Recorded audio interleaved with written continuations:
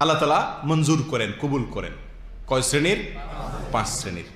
Number 1, যে মুসলিম তার অন্য মুসলিম ভাইয়ের অগোচরে তার পিছনে তার জন্য দোয়া করে। যে মুসলিম তার অন্য মুসলিম ভাইয়ের অগোচরে, তিনি এখানে নাই, তার জন্য আল্লাহর কাছে কোনো কিছু চায়, ওই চাওয়া আল্লাহ সুবহানাহু ওয়া তাআলার ফেরেশতারা ওই দোয়াকারী ব্যক্তির জন্য আল্লাহর কাছে পেশ করেন। কথা বুঝতে পারছি ভাই? সহিহ মুসলিমের হাদিসে আসছে, আবু দারদা রাদিয়াল্লাহু তাআলা আনহু বর্ণনা করেছেন, নবী আলাইহিস সাল্লাতু ওয়াস সালাম বলেছেন, মা মিন আবদিন মুসলিমিন ইয়াদউ লিআখিহি বিযাহরিল গায়বি ইল্লা ক্বালাল মালাকু ওয়া লাকা বিমিসলিন। কোন মুসলিম বান্দা তার ভাইয়ের জন্য যদি অগোচরে, তিনি এখানে নাই, তার অনুপস্থিতিতে যদি আল্লাহর কাছে তার জন্য কোনো কিছু চায়, কোনো কল্যাণ চায়, তো আল্লাহর ফেরেশতারা ওই ব্যক্তির জন্য, দোয়াকারী ব্যক্তির জন্য আল্লাহর কাছে দোয়া করে যে তোমার জন্য আল্লাহ তাআলা তাই দেখ যা তুমি তোমার মুসলিম ভাইয়ের জন্য চাইতেছ।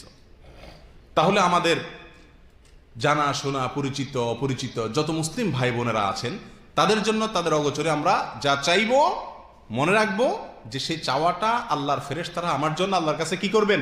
পেশ করবেন। আর ফেরেশতার চাওয়া এটা মঞ্জুর হওয়ার সম্ভাবনা একেবারেই জোরালো। ঠিক না ভাই? ঠিক।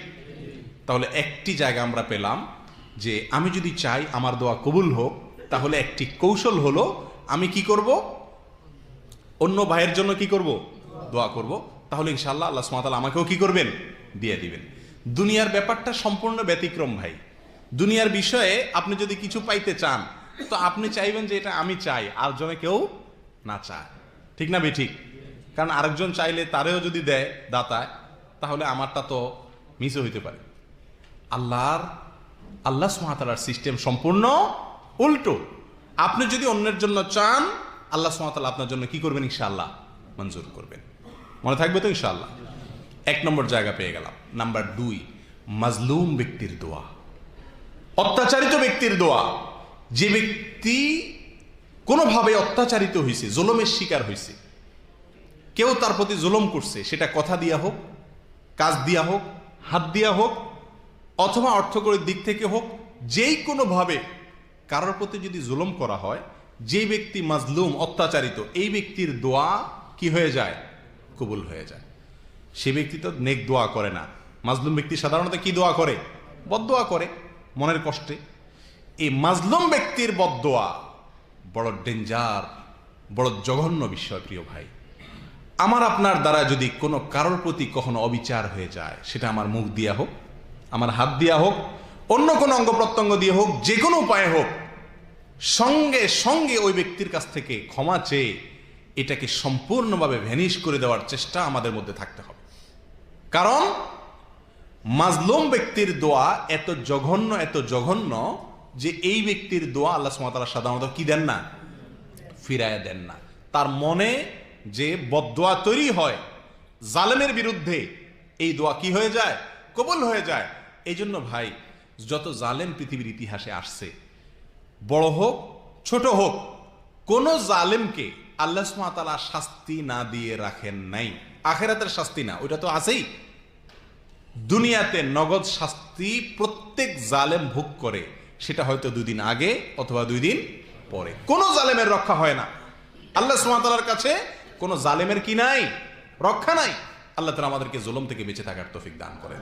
প্রিয় ভাই, এই বিষয়ে মুসনাদে আহমদে এবং সহিহ ইবনে হিব্বানে হাদিসে আবু হুরায়রা রাদিয়াল্লাহু তাআলা থেকে বর্ণিত, নবী আলাইহিস সাল্লাতু ওয়াস সালাম ইরশাদ করেছেন, দাওয়াতুল মাজলুমি মুস্তাজাবাহ। যে ব্যক্তি মাজলুম, অত্যাচারিত, জুলুমের শিকার, তার দোয়া কবুল হয়ে যায়। তার দোয়া কি হয়ে যায়? কবুল হয়ে যায়। এখন আপনি বলতে পারেন, সে যদি নিজে 2 নম্বর মানুষ হয়, বেনামাজি হয়, খারাপ মানুষ হয়, এমনকি অমুসলিম হয়, তাহলে তার প্রতি জুলুম করলেও কি আল্লাহ সে দোয়াও কি শুনবেন কিনা? তার বদদোয়াও শুনবেন কিনা? সেই কথাও হাদিসে আসছে। নবী আলাইহিস সাল্লাতু ওয়াস সালাম বলেছেন, ওয়া ইন কানা ফাজিরান ফাফুজুরুহু আলা নাফসিহি। সেই লোকটা যদি খারাপ মানুষ হয়, তো তার খারাপিয়ে তাকে পাবে, কিন্তু তার দোয়া, বদদোয়া যেটা, এটা ঠিকই কি হবে? কবুল হয়ে যাবে। কত বড় জঘন্য কথা প্রিয় ভাই। তাহলে অমুসলিমও যদি হয়, খারাপ মানুষও যদি হয়, জুলুম যদি করেন, তো মনে রাখবেন, ওই ব্যক্তির মনের যদি কষ্ট থেকে আপনার প্রতি কোনো বদদোয়া আসে, আর কি নাই? রক্ষা নাই। আল্লাহ তাআলা আমাদেরকে জুলুমের অপরাধ থেকে, জুলুমের অন্যায় থেকে, জুলুমের গুনাহ থেকে আল্লাহ তাআলা আমাদেরকে হেফাজত করুন। প্রিয় ভাই, 3 নম্বর ব্যক্তি হলেন বাবা। কে? বাবা। বাবার দোয়া কবুল হয় সন্তানের জন্য।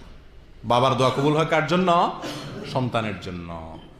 সেটা পক্ষের দোয়া হোক অথবা বিপক্ষের দোয়া হোক, নেক দোয়া হোক অথবা বদদোয়া হোক, বাবা যদি সন্তানের জন্য দোয়া করে সে দোয়া কি হয়ে যায়? কবুল হয়ে যায়। এ বিষয়ে ইবনে মাজাহ বর্ণিত এক হাদিসে নবী আলাইহিস সালাতু ওয়াস সালাম বলেছেন, সালাসু দাওয়াতিন ইউস্তাজাবু লাহুন্না লা শাক্কা ফিহিন। 3টা দোয়া কবুল হয়ে যায়, কোনো সন্দেহ নাই, সন্দেহাতীত ভাবে কবুল হয়ে যায়। তার ভেতরে একটি দোয়া হলো ওয়াদাওয়াতুল ওয়ালিদি লিওয়ালাদিহি।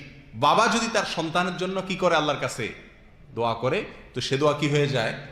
কবুল হয়ে যায়। অন্য বর্ণায় আসছে দাওয়াতুল ওয়ালিদি আলা ওয়ালাদি, অর্থাৎ বাবা যদি সন্তানের বিরুদ্ধে বদদোয়া করে সেটাও কি হয়ে যায়? কবুল হয়ে যায়। তাহলে ভাই, বাবা মা তাদের প্রতি খুব বেশি যত্নশীল থাকতে হবে, যাতে কখনো যেন তাদের কাছ থেকে কি না আসে? বদদোয়া না আসে। সবসময় যেন তাদের কি পাই? আমরা নেক দোয়া পাই। এই আপ্রাণ চেষ্টা সবসময় থাকতে হবে। আল্লাহর পক্ষ থেকে বড় কঠিন পরীক্ষা মা বাবা। উল্টাপাল্টা করবেন ওনারা, কিন্তু ব্যবহার খারাপ করা যাবে না। জুলুম করবেন ওনারা, কিন্তু ব্যবহার খারাপ করা যাবে না। কঠিন একটা জায়গা, কিছু বলতেও পারবেন না, শুধু সইতে হবে। শুধু কি করতে হবে? সইতে হবে। বাবা মা যদি নিজেরা অন্যায় করেন, তার বিচার আল্লাহ অবশ্যই করবেন, সেটা ভিন্ন কথা, কিন্তু আপনি করতে পারবেন না, বিচার করতে পারবেন না, এবং কিছু বলতে পারবেন না। বড় জটিল একটি জায়গা। যাই হোক, তো বাবার দোয়া সন্তানের জন্য এটা কি হয়ে যায়? কবুল হয়ে যায়।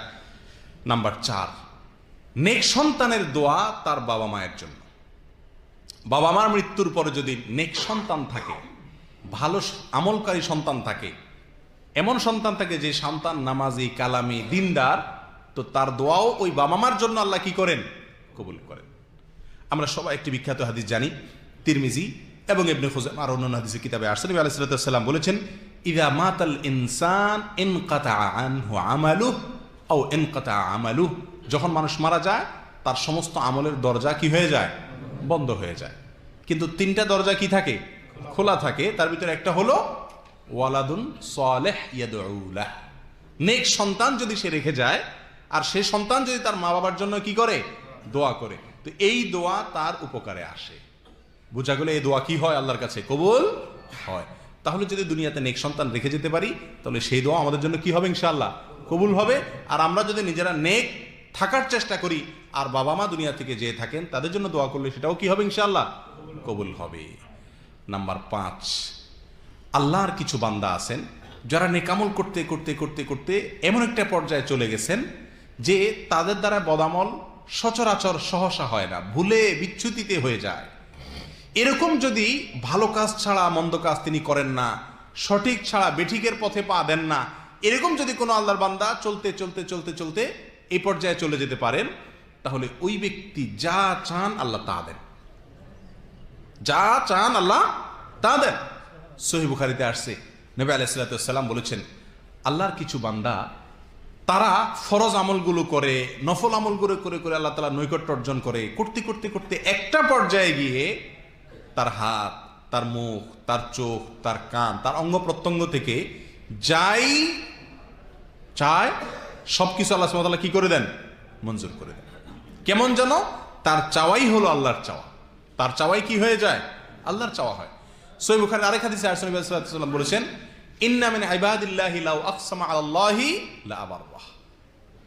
নিশ্চয়ই আল্লাহর বান্দাদের ভিতরে এমন কিছু লোক আছে যারা আল্লাহর কাছে যদি বাজি ধরে, কসম করে কিছু চায়, বলে, তো আল্লাহ তাআলা তার কসম ভাঙে না, অর্থাৎ কসম পুরা করে দেন। এটা কখন হয় ভাই?